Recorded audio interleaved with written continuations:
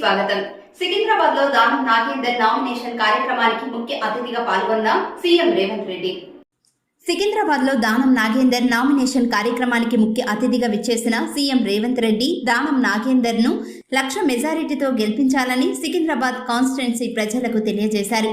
రాజ్యసభ సభ్యుడు Anil Kumar Yadav, ex MP Anjan Kumar Yadav, MP అభ్యర్థి Danam Nagender, Sanath Nagar contest MLA కోట నీలిమ, నవీన్ యాదవ్ పాల్గొన్నారు.